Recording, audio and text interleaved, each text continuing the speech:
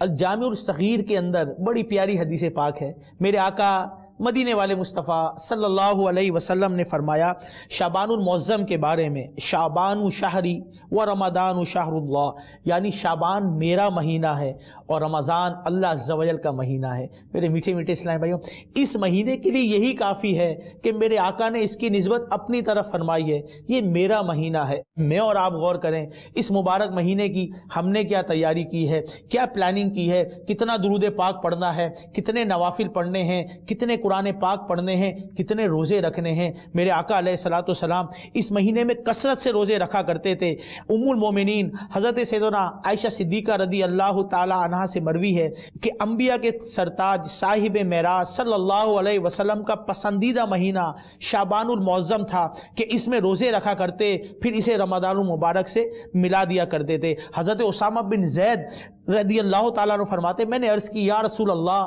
صلی اللہ علیہ وسلم، میں دیکھتا ہوں جس طرح آپ صلی اللہ علیہ وسلم اس مبارک مہینے شعبان میں روزے رکھتے ہیں، اس طرح کسی اور مہینے میں نہیں رکھتے۔ میرے آقا علیہ الصلوۃ والسلام نے فرمایا رجب اور رمضان کے درمیان یہ مہینہ ہے، لوگ اس سے غافل ہیں، اس میں لوگوں کے اعمال اللہ عز و جل کی طرف اٹھائے جاتے ہیں، اور مجھے یہ محبوب ہے کہ میرا عمل اس حال میں اٹھایا جائے کہ میں روزہ دار ہوں۔ میں اور آپ غور کریں کہ ہمارا نامہ اعمال کس حالت میں اٹھایا جا رہا، کہیں 15 شعبان کی رات غفلت میں گناہوں میں تو نہیں گزر رہی، حالانکہ یہ وہ رات ہے جس میں نام لکھ دیے جاتے ہیں کہ کون اس سال مرے گا۔ میرے میٹھے میٹھے اسلامی بھائیوں، تیاری کریں، اپنی موت کی تیاری کریں، اپنے نامہ اعمال کو اس طرح تیار کریں، اس طرح پریپریشن کریں کہ جب وہ رب کی بارگاہ میں پیش کیا جائے تو اس میں گناہ نہ ہوں، نیکیاں ہوں۔ اللہ تعالی ہم سب کو نیکیاں کرنے کی توفیق عطا فرمائے۔